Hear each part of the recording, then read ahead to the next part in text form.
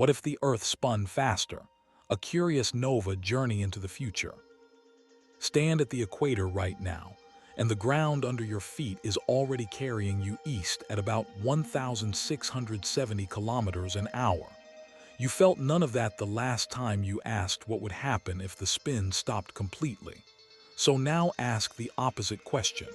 What if it sped up instead? Before we touch the dial, look at the planet you're already standing on, because it is carrying proof of its own spin, built right into its shape. In 1687, Isaac Newton argued in the Principia that a spinning Earth could not be a perfect sphere. Spin throws mass outward at the equator, he reasoned, so the planet should bulge at the waist and flatten at the poles. The followers of Descartes disagreed. In Paris, the astronomer Jacques Cassini had measured a meridian arc and concluded the opposite, that Earth was stretched long through the poles, not squashed. For decades, nobody could say for certain which shape you actually lived on.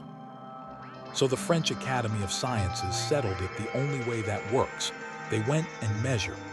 In 1736, the mathematician Pierre Louis Maupertuis led an expedition north to Torneo, near the Arctic Circle, with the scientists Alexis Clairaut and Charles Etienne Louis Camus. At the same time, a second team sailed for the equator, to what is now Ecuador. Both groups measured the exact length of 1 degree of latitude, one in the far north, one near the equator. If Earth were stretched at the poles, a degree there would measure shorter. If it were flattened, a degree there would measure longer. Maupertuis returned in 1737 with the answer. The arc near the pole was longer than the arc near the equator. Newton was right. Earth bulges. Maupertuis published the result in 1738 in a book simply titled The Shape of the Earth.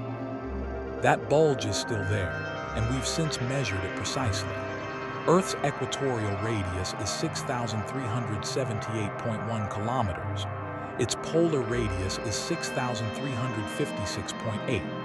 The difference, 21.4 kilometers, is nothing but stored spin, a fossil of rotation frozen into rock and ocean. Now turn the dial up. Spin a planet faster, and the outward push at the equator doesn't rise gently. It rises with the square of the rotation speed. Double the spin, and the outward force at the equator doesn't just double, it roughly quadruples. So the bulge that took Newton, Cassini, and 2 Arctic and equatorial expeditions to even detect would stop being subtle. It would grow fast and pull the ocean with it. We already know in rough shape what water does when spin changes, because we worked out the opposite case for the video before this one. Slow the Earth down, and the sea drains off the bulge, back toward the poles.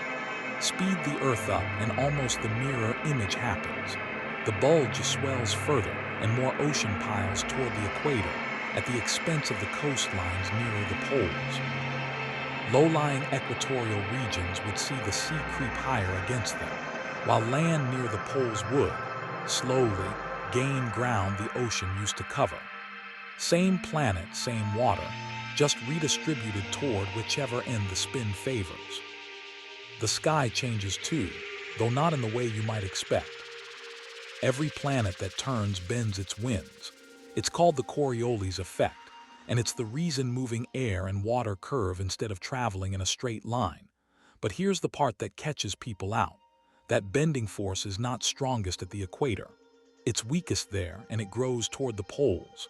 So a faster spinning Earth wouldn't necessarily brew fiercer storms right on the equator. What it would do is sharpen the bending everywhere else, carving the atmosphere into tighter, faster bands. You don't have to imagine that. You can look at it. Jupiter turns once every 9 hours and 55 minutes, more than twice Earth's rate, and its atmosphere doesn't rotate as one piece. Near its equator, the clouds complete a lap in 9 hours, 50 minutes, 30 seconds. Farther out, they take 9 hours, 55 minutes, 41 seconds. That mismatch in speed, confirmed down to the second by the Voyager probes and later by NASA's Juno spacecraft, is what tears Jupiter's atmosphere into the dark belts and pale zones you can see through a backyard telescope. with winds clocked at up to 539 kilometers an hour.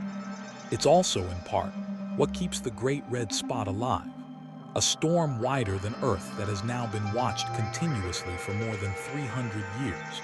A faster spinning Earth wouldn't erase its storms. It would cut them into more of them, tighter and quicker, closer to something Jupiter already does for a living. Push the dial far enough, and you reach a number that isn't a metaphor. It's a hard physical limit. Right now, a satellite skimming Earth's surface, with no atmosphere to slow it down, would circle the planet once every 84 minutes. That number falls straight out of orbital mechanics. It's the point where the centrifugal push at the surface exactly cancels gravity's pull. Speed the Earth's own rotation up to match that. One full turn every 84 minutes, and the equator stops needing a rocket to reach orbit. Gravity there would simply let go. Objects, loose soil, standing water, would lift off the ground on their own. It's worth saying plainly that this is a theoretical floor, not a place you could actually stand. In reality, the atmosphere itself would already be flying apart in violent ways long before rotation got anywhere near that number. But the number is real, and it marks the exact edge where a spinning planet's own surface becomes a launch pad. Nothing in the world today could actually wind the Earth up like this. There's no engine, no natural process on the horizon that spins a planet faster instead of slower. So take this as what it is, a thought experiment, useful for showing you the machinery under your feet. Except here's the honest twist. You don't need imagination to see a fast-spinning Earth. You need a rock. Go back to the day the Moon itself was born, more than 4.5 billion years ago, when a Mars-sized body struck the young Earth and threw a ring of molten debris into orbit. The impact didn't just build the Moon. Models of that collision show it also spun Earth up hard. The most commonly cited estimate puts the day, right after the impact, at around 5 hours. Some higher energy versions of the same models push that even lower, to something like 2 to 4 hours. However fast it was exactly, your planet has already lived through a spin far more extreme than anything on our dial. It didn't stay that fast, and we can read exactly how it slowed, layer by layer in stone. In 2018, in the journal PNAS, the geoscientists Stephen Mayers at the University of Wisconsin-Madison and Alberto Malinverno at Columbia University published a method called time-optimum-CMC, built to pull astronomical rhythms out of ancient sediment. They tested it on the Xiaomaling Formation in northern China, rock laid down 1.4 billion years ago in thin, repeating bands tied to the push and pull of orbital cycles. From those bands, they calculated the distance to the Moon and the length of the day back then. The answer, a day of roughly 18 hours. The reason it kept lengthening is the same reason we already met in the story of the Moon: tidal drag.